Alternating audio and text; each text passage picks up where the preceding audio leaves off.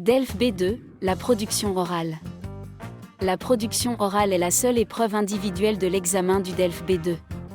La production orale du B2 se fait en 3 étapes, la préparation, l'exposé et enfin la discussion. Il faudra d'abord présenter son point de vue à partir d'un document déclencheur et ensuite, défendre son opinion lors de la discussion avec l'examinateur. La production orale est un exercice argumentatif. Il faudra expliquer et justifier son raisonnement à l'aide d'arguments et d'exemples pour se montrer convaincant et cohérent. Pour cela, il sera très important de bien dégager le thème du document. La préparation. Pendant les 30 minutes de préparation, il faudra lire le document, dégager le problème soulevé dans le document, trouver des arguments et des exemples, choisir un plan et préparer le plan. Il faut écrire seulement des mots, des idées, des notes ou des symboles et bien sur le plan pour ne pas avoir à lire la feuille devant l'examinateur. Le brouillon est comme un mémo. Conseil du professeur, essayez terminer la préparation en 20 minutes et utilisez les 10 minutes qui restent à simuler votre présentation. Cela vous permettra d'être moins stressé et de compléter, ou corriger, votre exposé si c'est nécessaire. Enfin, choisissez uniquement des idées que vous pouvez exprimer. 2. L'exposé. L'exposé suit une méthodologie assez simple divisée en 3 étapes, introduction, développement et enfin conclusion.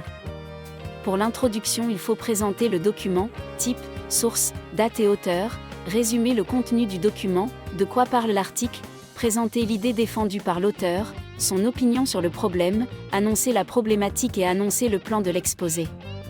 Pour le développement, il faut argumenter en fonction du plan choisi et illustrer les arguments par des exemples.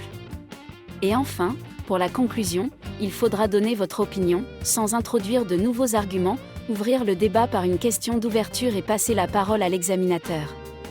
La discussion. Dans cette dernière partie, l'examinateur cherchera à approfondir certaines idées de l'exposé. Il peut aussi mettre le candidat en contradiction pour voir s'il est capable d'argumenter et de défendre sa position.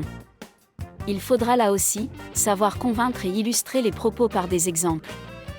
Il est tout à fait possible de ne pas être d'accord avec l'examinateur, dans ce cas dites-le et expliquez pourquoi votre avis diverge du sien. Conseil du professeur, soyez poli et faites des phrases simples et claires. Il faut construire et développer son raisonnement. Pour cela, utilisez des connecteurs logiques et faites des phrases de transition entre les parties. Attention à la prononciation et en cas d'erreur, de grammaire ou de prononciation, reprenez-vous et corrigez-les. L'examinateur appréciera votre capacité à vous corriger.